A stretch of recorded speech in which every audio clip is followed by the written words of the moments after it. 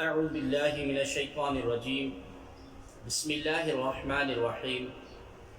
الذين ينفقون أموالهم بالليل والنهار سرا وعلانية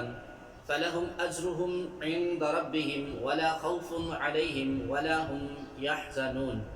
یعنی وہ لوگ جو رات میں اور دن میں پوشیدہ اور اعلانیہ اپنے مال خیرات کرتے ہیں، ان کے لیے ان کا اجر ان کے رب کے پاس ہے، ان پر نہ کوئی خوف ہوگا اور نہ وہ غمگین ہوں گے۔ الذین ينفقون اموالہم، وہ لوگ جو اپنے مال خیرات کرتے ہیں، یہاں ان لوگوں کا بیان ہے جو راہ خدا میں خرچ کرنے کا نہایت شوق رکھتے ہیں اور ہر حال میں یعنی دن رات خفیہ اور اعلانیہ خرچ کرتے رہتے ہیں۔ یہ آیت حضرت سیدنا ابو بکر صدیق رضی اللہ تعالی عنہ کے حق میں نازل ہوئی جب آپ نے راہ خدا میں 40,000 دینار خرچ کیے تھے، 10,000 رات میں اور 10,000 دن میں، اور 10,000 پوشیدہ اور 10,000 ظاہر۔ ایک قول یہ ہے کہ حضرت سیدنا علی المرتضی رضی اللہ تعالی عنہ کے حق میں نازل ہوئی ہے جب آپ کے پاس فقط 4 درہم تھے اور کچھ نہ تھا، اور آپ نے ان چاروں کو خیرات کر دیا، ایک رات میں، ایک دن میں، ایک کو پوشیدہ اور ایک کو ظاہر۔ آیت کریمہ میں رات کے خرچ کو دن کی خرچ سے اور خفیہ خرچ کو اعلانیہ خرچ سے پہلے بیان فرمایا۔ اس میں اشارہ ہے کہ چھپا کر دینا ظاہر کر کے دینے سے افضل ہے۔ ان سب خرچ کرنے والوں کے لیے بارگاہ الہی سے اجر اور ثواب اور قیامت کے دن غم اور خوف سے نجات کی بشارت ہے۔ الذين يأكلون الربا لا يقومون إلا كما يقوم الذي يتخبطه الشيطان من المس، ذلك بأنهم قالوا إنما البيع مثل الربا وأحل الله البيع وحرم الربا، فمن جاءه موعظة من ربه فانتهى فله ما سلف وأمره إلى الله ومن عاد فأولئك أصحاب النار هم فيها خالدون۔ یعنی جو لوگ سود کھاتے ہیں وہ قیامت کے دن نہ کھڑے ہوں گے مگر اس شخص کے کھڑے ہونے کی طرح جسے آسیب نے چھو کر پاگل بنا دیا۔ یہ سزا اس وجہ سے ہے کہ انہوں نے کہا کہ خرید اور فروخت بھی سود ہی کی طرح ہے، حالانکہ اللہ تبارک و تعالی نے خرید اور فروخت کو حلال کیا اور سود کو حرام کیا۔ تو جس کے پاس اس کے رب کی طرف سے نصیحت آئی پھر وہ باز آ گیا تو اس کے لیے حلال ہے، اور جو پہلے گزر چکا اور اس کا معاملہ اللہ کے سپرد ہے، اور جو دوبارہ ایسی حرکت کریں گے تو وہ دوزخی ہیں، وہ اس میں مدتوں رہیں گے۔ الذین یأکلون الربا، جو لوگ سود کھاتے ہیں۔ گزشتہ آیت میں مال خرچ کر کے رضا الہی اور جنت کمانے والوں کا بیان تھا، اب اسی مال کے ذریعے اللہ تبارک و تعالی کا غضب اور جہنم کمانے والوں کا بیان ہے۔ چنانچہ ان لوگوں کے ایک بڑے طبقے یعنی سود خوروں کا بیان اور انجام اس آیت میں بیان کیا گیا۔ سود کو حرام فرمانے میں بہت سی حکمتیں ہیں، ان میں سے بعض یہ ہیں کہ سود میں زیادتی لی جاتی ہے، وہ مال معاوضے والی چیزوں میں بغیر کسی عوض کے مال لیا جاتا ہے، یہ صریح ناانصافی ہے۔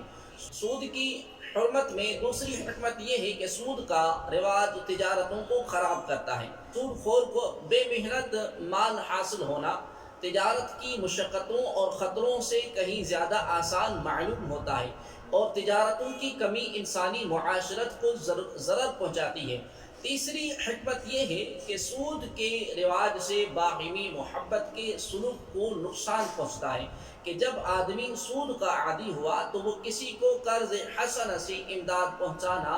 گوارا نہیں کرتا۔ چوتھی حکمت یہ ہے کہ سود سے انسان کی طبیعت میں درندوں سے زیادہ بے رحمی پیدا ہوتی ہے، اور سود خور اپنے مقروض کی تباہی اور بربادی کا خواہش مند رہتا ہے۔ اس کے علاوہ بھی سود میں اور بڑے بڑے نقصان ہیں، اور شریعت کی سود سے ممانعت عین حکمت ہے۔ مسلم شریف کی حدیث میں ہے کہ رسول کریم صلی اللہ تعالی علیہ وآلہ وسلم نے سود دینے والے، لینے والے، اس کے کاغذات تیار کرنے والے اور اس کے گواہوں پر لعنت فرمائی اور فرمایا کہ یہ سب گناہ میں برابر ہیں۔ سود خور قیامت میں ایسے مخبوط الحواس ہوں گے اور ایسے گرتے پڑے کھڑے ہوں گے جیسے دنیا میں وہ شخص جس پر بھوت سوار ہو، کیونکہ سود خور دنیا میں لوگوں کے لیے بھوت بنا ہوا تھا۔ آج کل سودی قرضہ لینے دینے کا ابتدائی انداز تو بڑا مہذب ہوتا ہے، اچھے اچھے ناموں سے اور خوش کن ترغیبات سے دیا جاتا ہے، لیکن کچھ ہی عرصے بعد قرض دینے والوں کو خوش اخلاقی، ملنساری اور چہرے کی مسکراہٹ سب رخصت ہو جاتی ہے اور اصل چہرہ بے نقاب ہو جاتا ہے، جو گالیاں دے رہا ہوتا ہے، گنڈے بھیج رہا ہوتا ہے، گھر کے باہر کھڑے ہو کر ذلیل اور رسوا کر رہا ہوتا ہے، دکان مکان فیکٹری سب پر قبضہ کر کے فقیر و کنگال اور محتاج اور کلاش کر کے بے گھر اور بے زر کر رہا ہوتا ہے۔ انما البیع مثل الربا، تجارت سود ہی کی طرح ہے۔ یہاں سود خوروں کا وہ شبہ بیان کیا جا رہا ہے کہ جو زمانہ اسلام سے پہلے سے لے کر آج تک چلا آ رہا ہے، وہ یہ کہ تجارت اور سود میں کیا فرق ہے؟ دونوں ایک جیسے تو ہیں۔ تجارت میں کوئی سامان دے کر نفع حاصل کیا جاتا ہے اور سود میں رقم دے کر نفع حاصل کیا جاتا ہے، حالانکہ دونوں میں زمین اور آسمان کا فرق ہے۔ غور کریں کہ تجارت کرنے سے حسن سلوک میں فرق نہیں آتا، آدمی سست، کاہل اور مشقت سے جی چرانے والا نہیں بنتا، اپنے مال کو خطرے پر پیش کرتا ہے، نفع اور نقصان دونوں کی امید ہوتی ہے، دوسرے کی بربادی اور محتاجی کا آرزو مند نہیں ہوتا، جبکہ سود والا بے رحم ہو جاتا ہے، وہ مفت میں کسی کو رقم دینے کا تصور نہیں کرتا، انسانی ہمدردی اس سے رخصت ہو جاتی ہے، قرض لینے والا ڈوبے مرے تباہ ہو، یہ ہر صورت اسے نچوڑنے پر تلا ہوتا ہے۔ آخر یہ سب فرق کیا ہے؟ تجارت اور سود کو ایک جیسا کہنے والوں کو یہ فرق نظر نہیں آتا، اس لیے اللہ تبارک و تعالی نے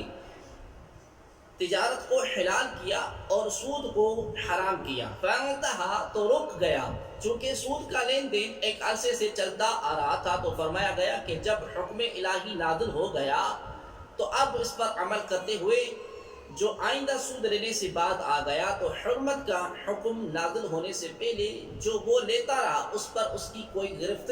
نہ ہوگی اور اس کی معافی کا معاملہ بلکہ ہر امر و نہی کا معاملہ اللہ تبارک و تعالیٰ کے حوالے ہے۔ اور یہ بھی یاد رکھو کہ جو حرمت کا حکم اترنے کے بعد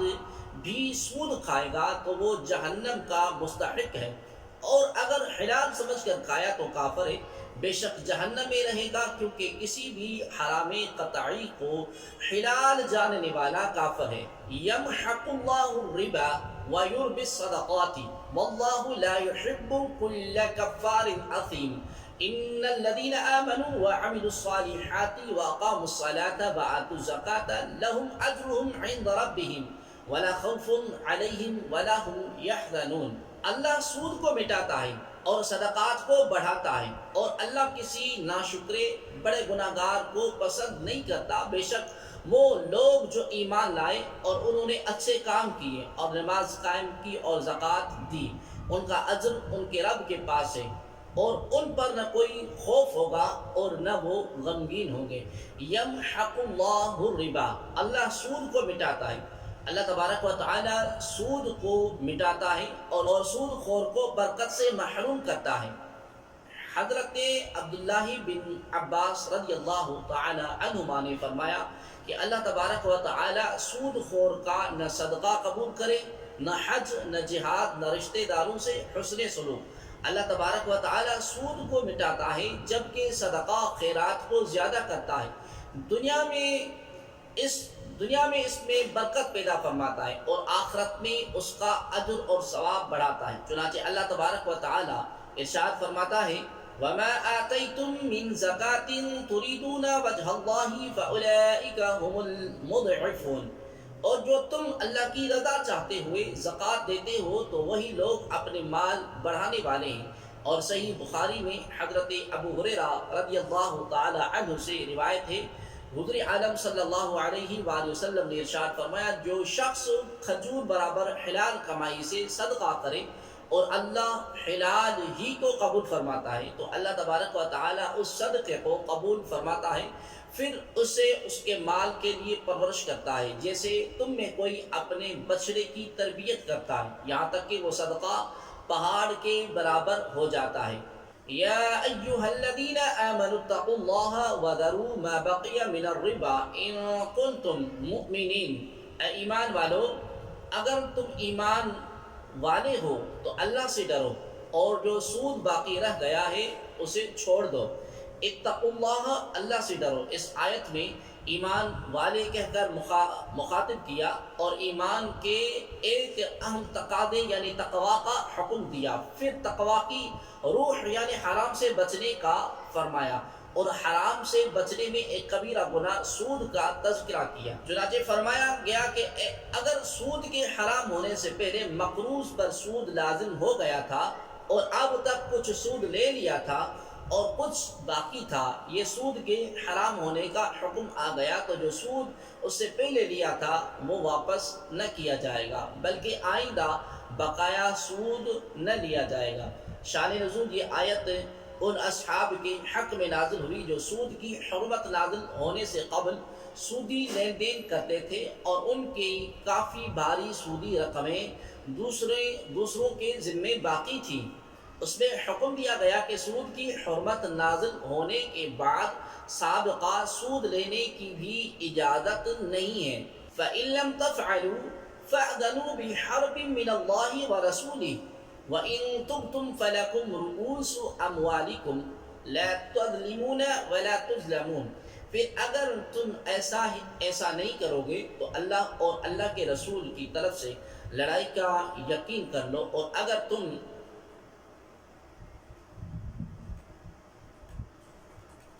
توبہ کرو تو تمہارے لیے اپنا اصل مال لینا جائز ہے، نہ تم کسی کو نقصان پہنچاؤ اور نہ تمہیں نقصان ہو۔ فَأَذَنُوا بِحَرْبٍ مِّنَ اللَّهِ وَرَسُولِهِ، تو اللہ اور اللہ کے رسول کی طرف سے لڑائی کا یقین کر لو۔ سود کی حرمت کا حکم نازل ہو چکا، اس کے بعد بھی جو سودی لین دین جاری رکھے گا وہ اللہ تبارک و تعالیٰ اور اس کے رسول صلی اللہ علیہ وسلم سے جنگ کا یقین کر لے۔ یہ شدید ترین وعید ہے کسی کی مجال کہ اللہ تبارک و تعالیٰ اور اس کے رسول کریم صلی اللہ علیہ وسلم سے لڑائی کا تصور بھی کرے۔ چنانچہ جن اصحاب کا سودی معاملہ تھا انہوں نے اپنی سودی مطالبات چھوڑ دیے اور عرض کیا کہ اللہ تبارک و تعالیٰ اور اس کے رسول صلی اللہ علیہ وآلہ وسلم سے لڑائی کی ہمیں کیا تاب، یہ کہہ کر وہ تائب ہو گئے۔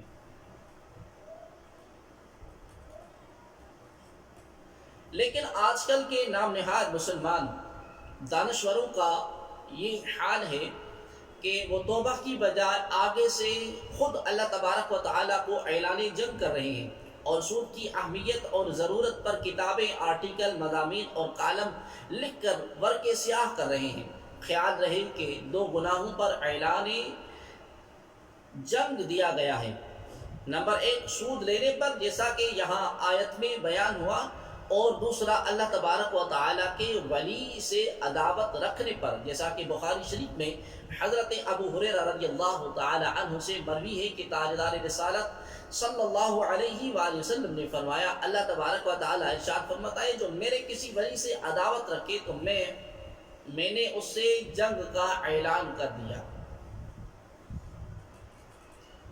وَإِن تُبْتُمْ، اور اگر تم توبہ کرو، ارشاد فرمایا کہ اگر تم توبہ کرو تو جو تمہارا اصل دیا ہوا قرض ہے وہ لینا تمہارے لیے جائز ہے اور اس کا مطالبہ کر سکتے ہو۔ اس سے معلوم ہوا کہ سود حرام ہونے سے پہلے جو سود لیا گیا وہ حلال تھا، وہ رقم اصل رقم سے نہ کٹے گی،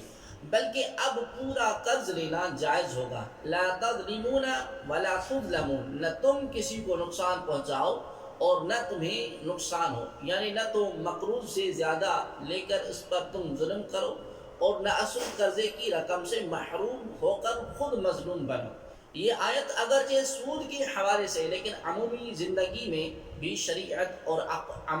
عقل کا تقاضا یہ ہے کہ نہ ظلم کیا جائے اور نہ ظلم برداشت کیا جائے، یعنی ظلم کو ختم کرنے کی کوشش کرنی چاہیے۔ ظلم کو برداشت کرنا ظالم کو مزید جری کرتا ہے ہاں جہاں عفو اور درگزر کی صورت بنتی ہو وہاں سے اختیار کیا جائے۔ شریعت کا قاعدہ ہے کہ لا ضرر ولا ضرار، نہ نقصان پہنچاؤ اور نہ نقصان برداشت کرو۔ وَإِن كَانَ ذُو عُسْرَةٍ فَنَظِرَةٌ إِلَى الْمَيْسَرَةِ وَأَن تَصَدَّقُوا خَيْرٌ لَكُمْ إِن كُنتُمْ تَعْلَمُونَ، اور اگر مقروض تنگ دست ہو تو اسے آسانی تک مہلت دو، اور تمہارا قرض کو صدقہ کر دینا تمہارے لیے سب سے بہتر ہے اگر تم جان لو۔ وَإِن كَانَ ذُو عُسْرَةٍ، اگر مقروض تنگ دست ہو، یعنی تمہارے قرض داروں میں سے اگر کوئی تنگ دستی کی وجہ سے تمہارا قرض ادا نہ کر سکے تو اسے تنگ دستی دور ہونے تک مہلت دو، اور تمہارا تنگ دست پر اپنا قرض صدقہ کر دینا یعنی معاف کر دینا تمہارے لیے سب سے بہترین ہے اگر یہ بات جان لو، کیونکہ اس طرح کرنے سے دنیا میں لوگ تمہاری اچھی تعریف کریں گے اور آخرت میں تمہیں عظیم ثواب ملے گا۔ اس آیت سے معلوم ہوا کہ قرض دار اگر تنگ دست یا نادار ہو تو اس کو مہلت دینا یا قرض کا کچھ حصہ یا پورا قرض معاف کر دینا اجر عظیم کا سبب ہے۔ حدیث میں بھی اس کے بہت فضائل بیان ہوئے ہیں، چنانچہ اس کے 5 فضائل ہم عرض کرتے ہیں۔ حضرت ابو قتادہ رضی اللہ تعالی عنہ فرماتے ہیں کہ رسول اللہ صلی اللہ علیہ وسلم نے ارشاد فرمایا، جو شخص یہ چاہتا ہو کہ اللہ تبارک و تعالی اس کو قیامت کے دن کی تکلیفوں سے نجات دے، وہ کسی مفلس کو مہلت دے یا اس کا قرض معاف کر دے۔ نمبر 2، حضرت ابو ہریرہ رضی اللہ تعالی عنہ سے روایت ہے کہ نبی اکرم صلی اللہ علیہ وآلہ وسلم نے ارشاد فرمایا، جس نے تنگ دست کو مہلت دی یا اس کا قرض معاف کر دیا، اللہ تبارک و تعالی قیامت کے دن اسے عرش کے سائے میں رکھے گا جبکہ اس کے سوا کوئی سایہ نہ ہوگا۔ حضرت جابر بن عبداللہ رضی اللہ تعالی عنہ سے روایت ہے کہ حضور عالم صلی اللہ علیہ وآلہ وسلم نے فرمایا، اللہ تبارک و تعالی اس شخص پر رحم کرے جو بیچنے اور خریدنے اور تقاضا کرنے میں آسانی کرے۔ حضرت حذیفہ رضی اللہ تعالی عنہ فرماتے ہیں کہ حضور اکرم صلی اللہ علیہ وسلم نے ارشاد فرمایا، گزشتہ زمانے میں ایک شخص کی روح قبض کرنے جب فرشتہ آیا تو مرنے والے سے سوال کیا کہ کیا تجھے اپنا کوئی اچھا کام یاد ہے؟ اس نے کہا کہ میرے علم میں کوئی اچھا کام نہیں ہے۔ اسے کہا گیا کہ غور کر کے بتا۔ اس نے کہا کہ صرف یہ عمل تھا کہ دنیا میں لوگوں سے تجارت کرتا تھا اور ان کے ساتھ اچھی طرح پیش آتا تھا، اگر مالدار بھی مہلت مانگتا تو اسے مہلت دے دیتا تھا اور تنگ دست سے درگزر کرتا یعنی معاف کر دیتا تھا۔ اللہ تبارک و تعالیٰ نے فرشتے سے فرمایا تم اس سے درگزر کرو۔ اور صحیح مسلم کی ایک اور روایت میں ہے کہ اللہ تبارک و تعالیٰ نے اپنی بارگاہ میں حاضر اس معاف کرنے والے مالدار پر آسانی کرنے اور تنگ دست کو مہلت دینے والے شخص سے فرمایا، میں تجھ سے زیادہ معاف کرنے کا حقدار ہوں، اے فرشتوں میرے اس بندے سے درگزر کرو۔ امام فخر الدین رازی رحمۃ اللہ تعالی علیہ فرماتے ہیں کہ منقول ہے کہ ایک مجوسی پر امام ابو حنیفہ رحمۃ اللہ تعالی علیہ کا کچھ مال قرض تھا۔ آپ رضی اللہ تعالی عنہ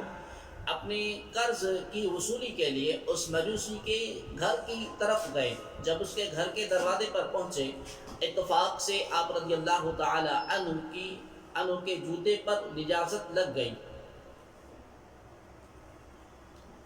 آپ رضی اللہ تعالی عنہ نے نجاست چھڑانے کی غرض سے اپنے جوتے کو جھاڑا تو آپ رضی اللہ تعالی عنہ کے اس عمل کی وجہ سے کچھ نجاست اڑ کر مجوسی کی دیوار کو لگ گئی۔ یہ دیکھ کر آپ پریشان ہو گئے اور فرمایا کہ اگر میں نجاست کو ایسے ہی رہنے دوں تو اس سے اس مجوسی کی دیوار خراب ہو رہی ہے، اور اگر میں اسے صاف کرتا ہوں تو دیوار کی مٹی بھی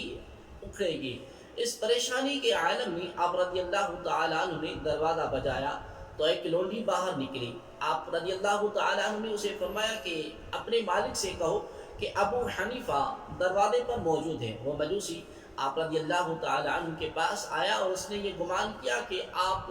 اپنے قرض کا مطالبہ کریں گے، اس لیے اس نے آتے ہی ٹال مٹول کرنا شروع کر دی۔ امام اعظم ابو حنیفہ رحمۃ اللہ تعالی علیہ نے اس سے فرمایا مجھے یہاں تو قرض سے بھی بڑا معاملہ درپیش ہے۔ پھر آپ رضی اللہ تعالیٰ عنہ نے دیوار پر نجاست لگنے والا واقعہ بتایا اور پوچھا کہ اب دیوار صاف کرنے کی کیا صورت ہے؟ یہ سن کر مجوسی نے عرض کی کہ میں دیوار کی صفائی کرنے کی ابتدا اپنے آپ کو پاک کرنے سے کرتا ہوں، اور اس مجوسی نے اس وقت اسلام قبول کر لیا۔ حضرت سیدنا علی المرتضیٰ رضی اللہ تعالی عنہ سے روایت ہے کہ آپ کے پاس ایک مکاتب غلام آیا اور عرض کی میں اپنی کتابت کا مال ادا کرنے سے عاجز آ گیا ہوں، میری کچھ مدد فرمائیں۔ آپ رضی اللہ تعالی عنہ نے فرمایا کہ میں تجھے وہ کلمے نہ سکھاؤں جو مجھے رسول اللہ صلی اللہ علیہ وسلم نے سکھائے تھے، اور ان کلمات کی برکت یہ ہے کہ اگر تجھ پر پہاڑ برابر بھی قرض ہو تو اللہ تبارک و تعالی تجھ سے ادا کر دے۔ تم یہ پڑھا کرو: اللہم اکفنی بحلالک عن حرامک واغننی بفضلک عمن سواک، یعنی اے اللہ مجھے اپنے حلال کے ذریعے اپنے حرام سے تو کافی ہو جا، اور مجھے اپنی مہربانی سے اپنے سوا سے بے پرواہ کر دے۔ واتقوا یوما ترجعون فیہ الی اللہ ثم توفی کل نفس ما کسبت وہم لا یظلمون، اور اس دن سے ڈرو جس میں تم اللہ کی طرف لوٹائے جاؤ گے، پھر ہر جان کو اس کی کمائی بھرپور دی جائے گی اور ان پر ظلم نہیں ہوگا۔ واتقوا یوما، اور اس دن سے ڈرو، اس آیت میں قیامت کے دن سے ڈرایا جا رہا ہے، اور اس دن سے ڈرو جس میں تمہیں اللہ تبارک و تعالیٰ کی طرف لوٹایا جائے گا، اور اس دن لوگوں کو ان کے اعمال کا پورا بدلہ دیا جائے گا، نہ بلا وجہ ان کی نیکیاں گھٹائی جائیں اور نہ بدیاں بڑھائی جائیں گی۔ حضرت عبداللہ بن عباس رضی اللہ تعالی عنہ سے مروی ہے کہ یہ آیت سب سے آخری آیت ہے جو حضور پر نور صلی اللہ علیہ وسلم پر نازل ہوئی۔ اس کے بعد حضور عالم صلی اللہ علیہ وسلم 21 روز دنیا میں تشریف فرما رہے، اور اس کے علاوہ ایک قول یہ ہے کہ 9 راتیں، اور ایک قول یہ ہے کہ 7 دن دنیا میں تشریف فرما رہے۔ البتہ امام شافعی رحمۃ اللہ تعالی علیہ نے حضرت عبداللہ بن عباس رضی اللہ تعالی عنہما سے یہ روایت کی ہے کہ سب سے آخری آیت ربا نازل ہوئی۔